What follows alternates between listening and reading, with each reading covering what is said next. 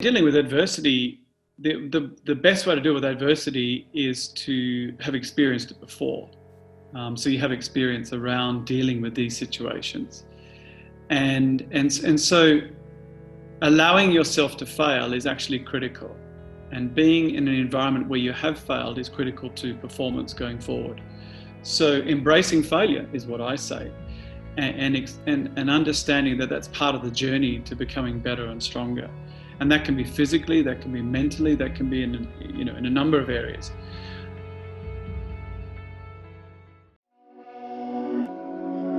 These bad dads make it hurt.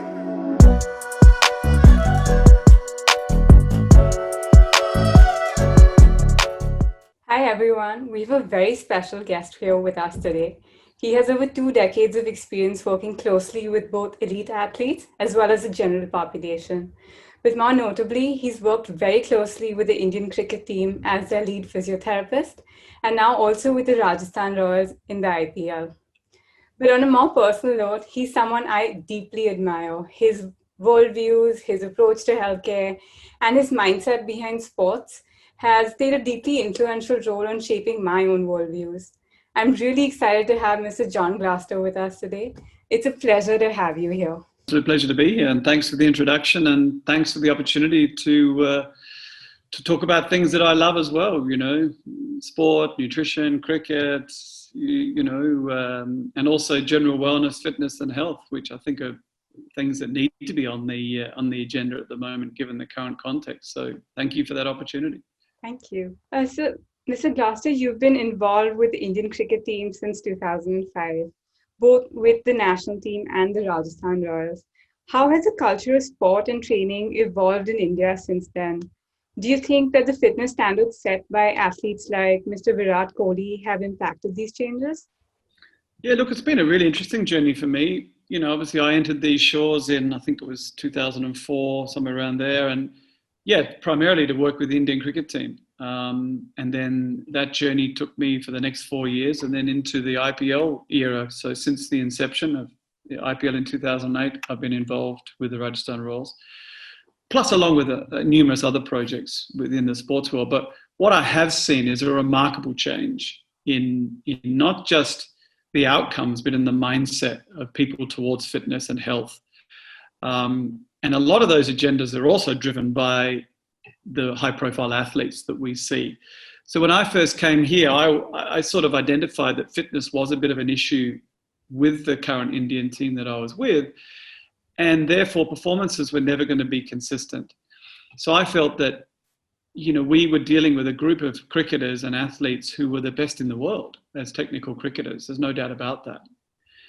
But how could they become more consistent and put more consistent performances together as a team on the board?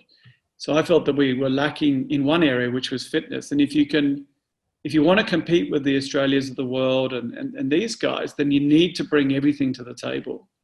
And that includes fitness. So part of my agenda in those early days was that if we improve the fitness, then we'll improve the overall outcomes for the team as well as for the individuals. But also looking at the big picture was also about educating them about the long-term health outcomes as well, beyond their cricketing career. So giving them the right advice and the right direction to take forward into the rest of their lives, and then hopefully educate those around them, their immediate family, as well as, people that are influenced by them. So we now have fitness. The one good thing, from Virat's perspective is not only has he embraced fitness, but he's also made it non-negotiable within the sort of cricketing environment within India. Because also he has recognized how being fit and strong and healthy has impacted positively on his performances. So he sort of dragged the rest of the cricketing community along with him. Look, there were plenty of others before that, but I think given Virat as captain, embraced it. And he had to work hard at his fitness and change a lot of things because it was an issue for him earlier on in his career, and it showed in his results. Mm-hmm. I think it's more than coincidence that since he embraced the mantra of fitness and strength, that his performances have now made him, and along with him, the team, the best in the world. So, that was definitely on my agenda when I first arrived. in India 15, 16 years ago. And yes, it's taken a while to come to fruition, but I think it is now a given that if you want to compete with the best in the world, and that's not just in cricket, but in any sport, then we need to embrace that side of the game. And then the beauty of that is the follow-on effect to the general population about how they're now being better educated. They're now embracing fitness and health messages more than perhaps ever before. Absolutely. That's so well put, where the cricketers we see today and most of the sportsmen are leading by example.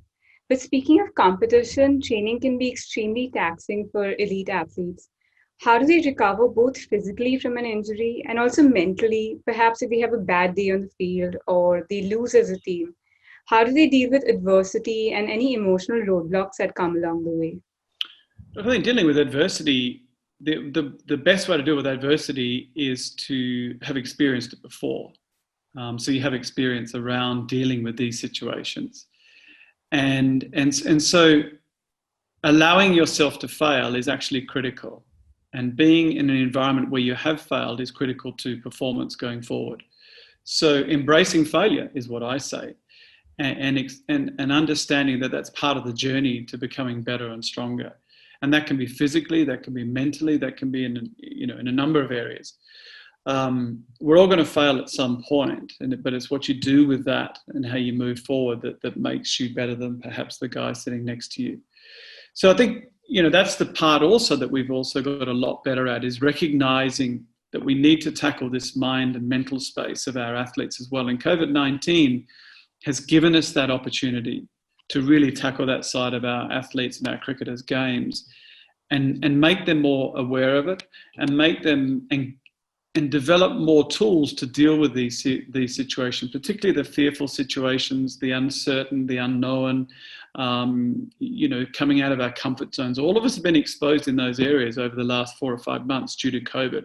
Well, I'm saying to our athletes and our cricketers, this is an opportunity to embrace that and learn from it and build strategies around that, because beyond this period, you will be much better for it. Not just a better human being, but you'll be a better sportsman and a better cricketer because of it, because you will be in a much better mental space and you will have the necessary strategies and tools to use them in the sporting world to your advantage as well. I think that's so well said, especially because everyone's dealing with the situation in such a different way. Some are experiencing economic loss, some are experiencing rural health cares, or even feelings of isolation. So that's such a positive take on it that I think failure is inevitable. It's how you deal with it and move forward that's really going to determine whether it's a positive outcome or not. Exactly. We always mitigate that risk as well. And I think that's important. How do we mitigate that risk? So strategies, preparation, all these things that we talk about. You talked about recovery earlier.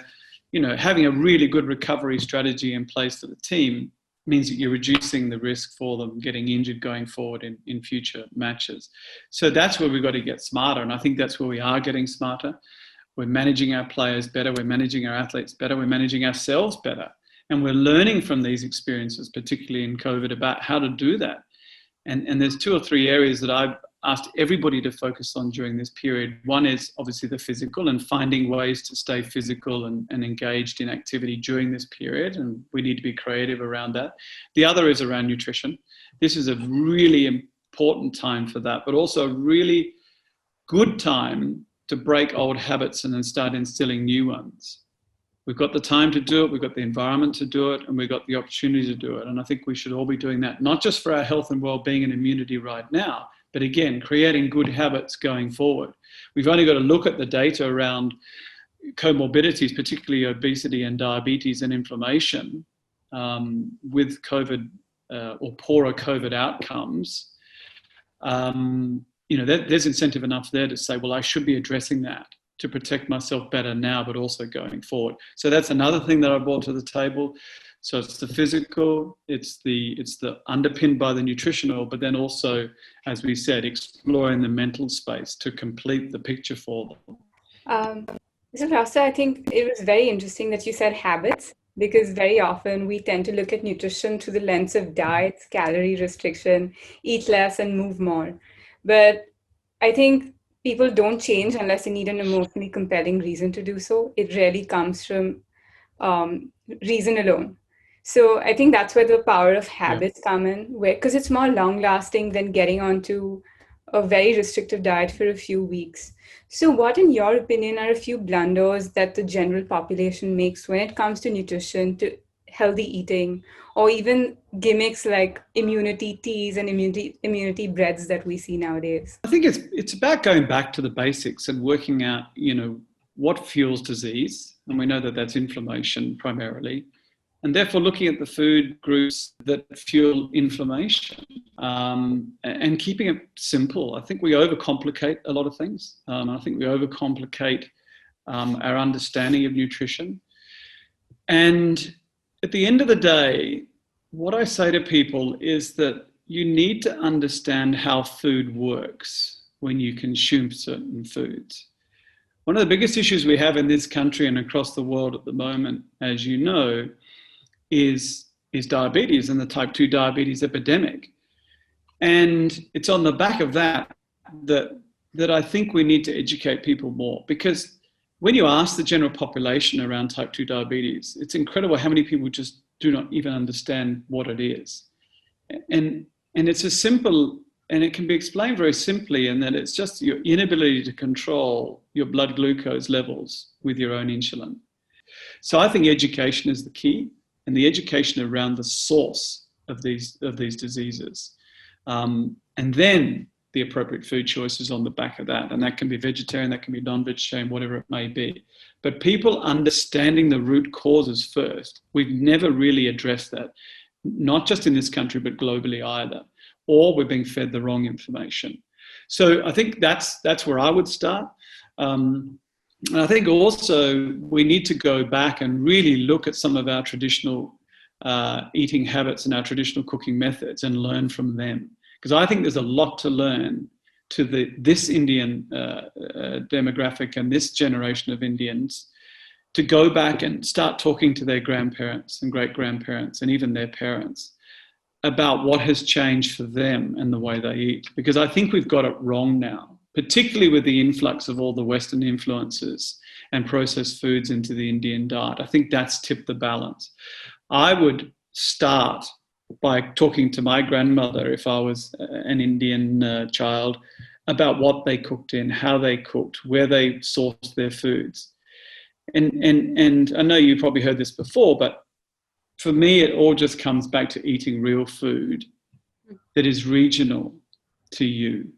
And I don't think you can go far wrong.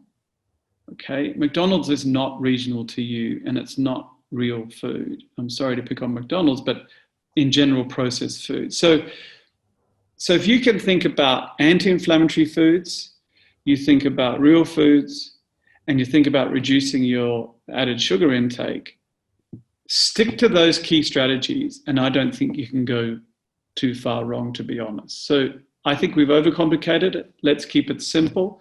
Let's educate the population on what actually is type 2 diabetes, and educate them that type 2 diabetes can be reversed. There'll be no pharmaceutical company in the world that will tell you that, but it is true, because type 2 diabetes is a lifestyle disease, okay? And lifestyle disease can be turned around by changing your lifestyle, and that's the beauty of it. So that's what I see as part of my role here in India, as well as working with the best athletes in the world, yes, but I'm using that vehicle to educate people around how to make large-scale changes in this space for the benefit of everybody in India, not just the athletes themselves. That's so well put. And that's basically saying that less is more, that we don't need to make overnight lifestyle changes and do complete makeovers to our eating habits to lead a healthy lifestyle. Because even in my opinion, I feel like the less you do, the more likely you are to follow it through, because it fits into your lifestyle. Exactly. I think a very important point that you mentioned was that type 2 diabetes, just like most other chronic diseases, is reversible. Yes. And I think everyone listening today can benefit from knowing that, because I feel like when someone is diagnosed with a disease, they reach this mentality that I have no hope left, that I do need to get on medication. And as you mentioned, pharma doesn't tell you that. Yeah. Which brings me to a very interesting conversation we had about statins. about a few years ago. Yeah. So how has this industry used statins? What are the disadvantages of taking them? And how can someone make sure that they're not experiencing the side effects? Yeah, look, statin medications, there is a small role that they can play, particularly in people who have advanced cardiovascular disease or they've had previous cardiac surgery. Then there could be a role for them to play. They're also, as we know, they're quite powerful antioxidants and they're quite powerful anti-inflammatories as well. And they're very good at stabilizing existing plaques within the arteries. So there is a role to play, but that does come with some side effects. And I think you've just got to look at the statistics around the industry itself. You know, it's a $35 billion a year industry, the statin industry alone. And you've got to look at what is driving that and who is driving that. And a lot of that was around some very poor science that was done in the 60s and 70s around the role of saturated fat in cardiovascular disease and total cholesterol. So what a statin effectively does is lowers your total cholesterol number. That's one of the parameters that it functions on. But what people don't know is that there's never been a link between elevated total cholesterol and cardiovascular disease. There's not one single paper that has ever been published to prove the link between an elevated total cholesterol and cardiovascular disease. Okay, so that's the first thing you need to understand. And the other is in fact, over the age of 40 in males, the lower your total cholesterol goes, the higher the incidence of all-cause morbidity. So we need to look at the other side effects of lowering cholesterol too much as well. Cholesterol is such a critical component for cellular health, and it drives so many other mechanisms within certain chemical chains that it is critical. Because cholesterol is built on like a tree. It's a chemical tree, and it's called the Hg co-reductase pathway, which is I think it's the amevolunate pathway. But also on that tree are several other branches. So cholesterol is one of the branches that's produced on that tree. But on the same tree is vitamin D3, K2, testosterone, coenzyme Q10. All these other things are built in conjunction with cholesterol. So the risk you run is that if effectively when you take a statin drug, what it does effectively just cuts the trunk off that tree. So yes, you're going to get a reduction in your cholesterol level, but you'll also get rapid and marked changes in all those other extremely vital mechanisms as well. And so, you know, with the D3 deficiencies we're seeing now, a lot of people will think that if you go and stand in the sun, you'll get the adequate D3, but it's not. If you're reducing cholesterol, you don't have the chemical pathway to help construct that either. If you're reducing cholesterol, you're also, or cutting that tree, you're also lowering testosterone. You know, there's no coincidence that, you know, Pfizer's biggest selling drug in the world is a statin medication. But Pfizer's second biggest selling drug in the world is actually Viagra, believe it or not. So they know these chemical pathways as well, or if not better than I do. And they know that if we reduce that by using a statin, then testosterone is going to come down as well.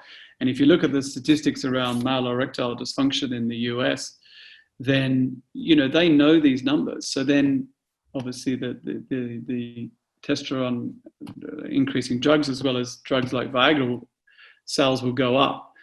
So we're looking at a whole profile of things that change when you change this one thing. And because, you know, a lot of people don't realize is that cholesterol has now been removed from the list of substances that are harmful to us. That was removed about 5 years ago, but that was never been made. It's never really been made public because it drives so much of the rest of the industry. But there is a small case to use statins, but there are significant side effects to statins. And there's a lot of data now coming out about potential links between Alzheimer's disease, early onset, short-term memory changes, type 2 diabetes. So what people don't realize is that about 14% of females who start taking statins develop diabetes. So there's a whole host of other effects that we need to be very familiar with around this whole statin argument. And I just say to people that you need to have the conversation, and you need to do your own research around this, because there is a lot more research out there now. There's some wonderful books out there. Dr. Johnny Bowden's The Great Cholesterol Myth is a really good one. And Jimmy Moore's book, Cholesterol Clarity, is another excellent reference guide. So please do your research, and then go back and also understand that saturated fat is not the victim here. Cholesterol was targeted because saturated fat was targeted because it raised cholesterol levels in the blood, and cholesterol was therefore deemed to be the culprit in cardiovascular disease, but that's not the case.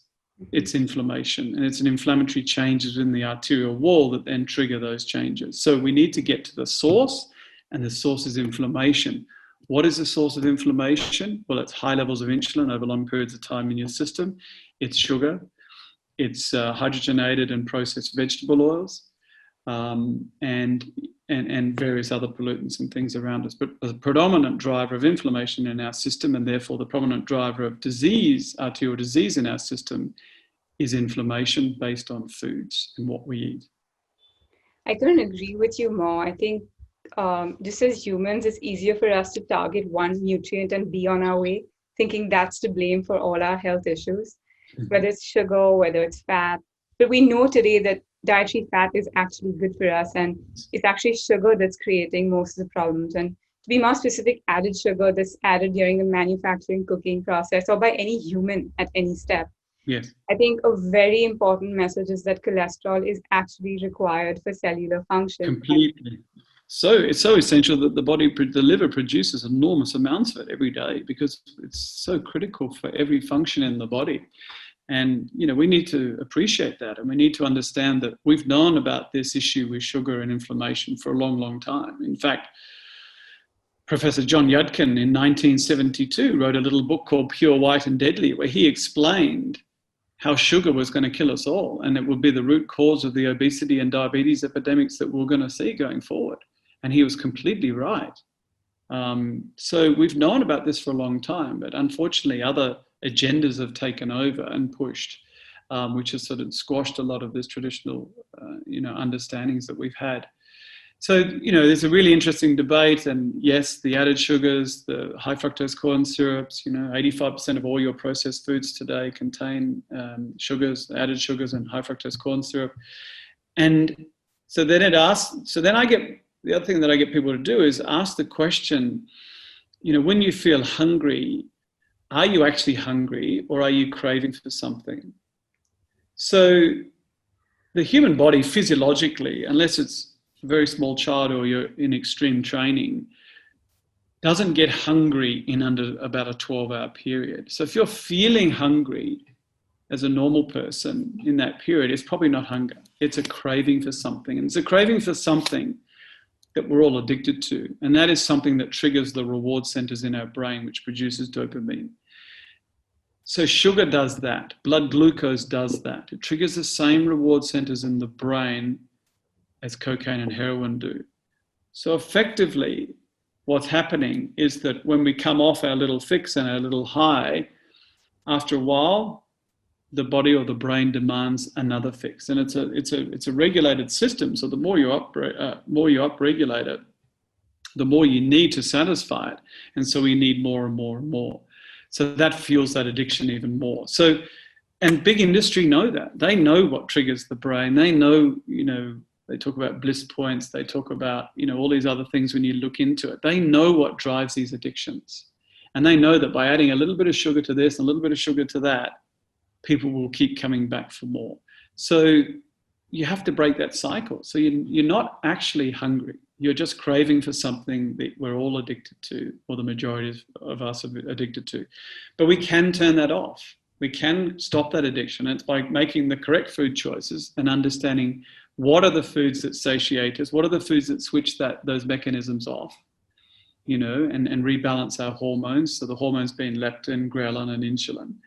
Rebalancing those, and then we're okay. And I think we need to, again, it comes back to education about all this, and understanding that we're a hormone-driven, animal. We don't We're not a physiology, or we're not a physics experiment. It's not about energy in, energy out.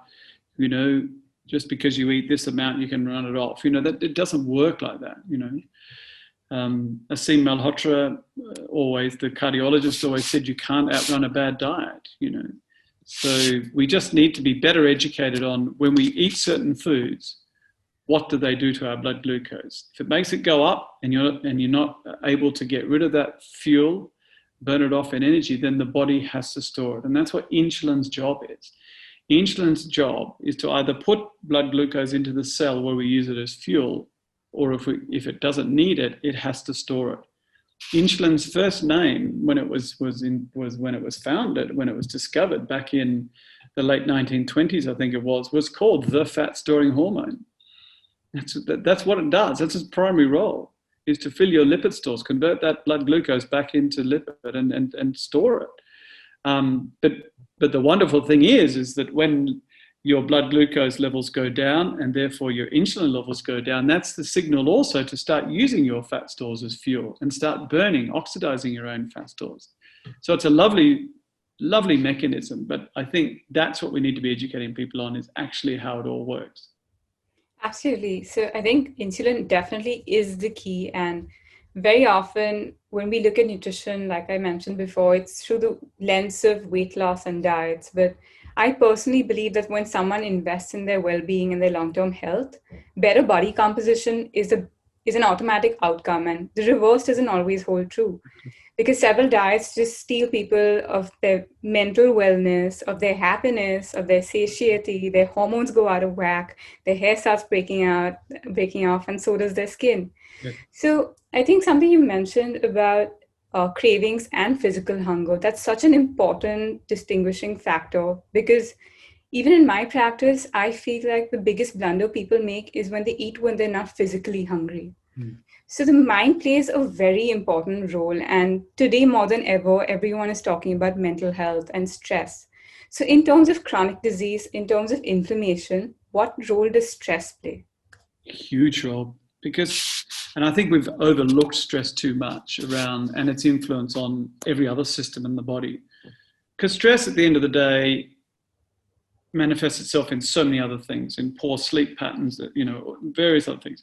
The key about the stress is it drives the hormone cortisol. And cortisol then has a kick-on effect with so many other hormones in the body, like we talked about, ghrelin and leptin, particularly the appetite regulation hormones. And so, to make a long story short, effectively elevated levels of cortisol cause people to put on weight. And then the more weight we put on, there are little cells, inside your fat cells, there is another hormone called leptin that's produced. And the more leptin you produce, that's another signal to the brain. So we start getting these overloads in our system. So, insulin resistant, leptin resistance, all these other, terminologies we've never really been familiar with before are suddenly coming to the fore on the back of these, on the back of these phenomena. So all of us now just, again, come back to this whole thing around educating ourselves that one thing leads to another, leads to another, leads to another. So stress, I again say, I think we've overlooked it as a primary cause for so many things, particularly cardiovascular disease. And there's now some really good studies around stress and cardiovascular disease, definitely on obesity, and can be one of the triggers for some of the diabetic onsets as well. So, getting to the source of the problem is always the most important thing. So don't just treat stress with medication. Let's go back and look at what the source is first, identify that, work with that, but then start adding in all the other things that are going to help that as well. And that's nutrition is one of the biggest things that can help you from a mental health, mental well-being, and stress and anxiety aspect as well. So this whole COVID epidemic I'm seeing is a wonderful opportunity for all of us to learn more about this, understand more about it. It's coming more and more into the public domain. And fortunately, more and more people are asking questions around how to manage stress, how to manage my sleep cycles, how to control my cortisol levels, how to manage my hormones, and because I think that's they're the questions that need to be asked. And I think if you're asking those sorts of questions, we're finally getting to the root cause of a lot of where these problems lie. Absolutely. I think getting to the root cause is so important, because how do you deal with a disease if you don't know where it's starting off with or what's really causing it to begin with? Anything, until you understand the problem, you can't solve it. You can't treat it. You can't, in my profession, same. I can't treat an injury if I haven't diagnosed it, or if I attempt to treat it, there's a high probability that it's the wrong treatment choice and it could make it worse. So diagnosis is the key in no matter what we do, in that nutrition, in sports medicine, in sports psychology, in the mental health space, whatever it is. Diagnosis, early diagnosis is actually the key. Absolutely.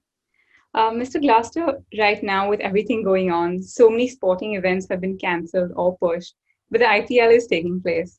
And that's amazing news. And has it been difficult to coach, condition, and treat players through this period? How do you think this pandemic is going to be affecting the culture of sport, elite athletes, as well as the general population? Yeah, as I touched on before, I think we've been presented with a wonderful opportunity here, and I always try to take the good out of the bad situations. And I think we've been presented as sports people and athletes and even general people, that we've been presented a wonderful opportunity here to learn. And to be better, and to be physically better, mentally better, emotionally better, and have better strategies in the post-COVID world, whether that be the sporting world or your own, day-to-day life. So I see the sporting world going into the post-COVID, environment being not only extremely enthusiastic because they haven't played for a while, but actually in a better place. Particularly cognitively and mentally. So I'm expecting to see performances get better, because I think we're a lot smarter. We've had time to, work on strategies around how to cope with, like I said, the fear component of sport, the element of the, coming out of your comfort zones, being challenged by the unknown, by sort of not having certain destinations and pathways. I think if you've coped with that, I think you can cope with anything in the sporting environment that's going to throw at you going forward. So the messaging to all our players is to use this time to learn. Let's build some strategies. Let's work on things that are going to give you great benefit now, but we'll see significant benefits when you go back after this period. So that's one side of it. We've used this opportunity to learn more about nutrition, looking at their blood markers, educating them on those. So I'd like to say that we'll see a better educated sports person going into the sporting world post-COVID. That would be my hope, and certainly with the athletes and cricketers that I've been interacting with, they're certainly much better educated around all of these things now than they were before. And I think for all of them, this at some level perhaps has been a welcome break as well, from the rigors of professional sport, of travel, of being away from families, and just coming back to a normal life. And one of the sports psychologists I was talking to in Australia the other day said they're using this as a time to deliver the message of welcome to retirement. So many people are thrust into retirement from sport very early, through injury or through something else. So this is an opportunity to experience that life at some level, and again, build strategies around that. So I think I'm hoping that everybody who's been in this COVID sort of lockdown situation has learned some really wonderful things to take forward in their lives after the lockdown ends. Absolutely. I think that's such a beautiful way to summarize it, that everyone try and get educated about the choices they're making, about getting to the root cause of disease, and also finding a positive spin on this very dreadful pandemic. Mr. Gloster, thank you so much for being here. I know I've learned a lot from this conversation, and I'm pretty sure everyone listening has too. It was an absolute pleasure speaking with you. Pleasure was mine. And again, thank you for the opportunity giving me the platform to help educate and allow people to think a little differently now. And that's all I'm asking, is that people think, question, always ask questions, and and hopefully embrace, what's coming ahead and in a much healthier way. Absolutely. I see this working out positively in its own way, even if we don't see it right now. Absolutely. Thank you. My pleasure, Kira. Take care. Bye.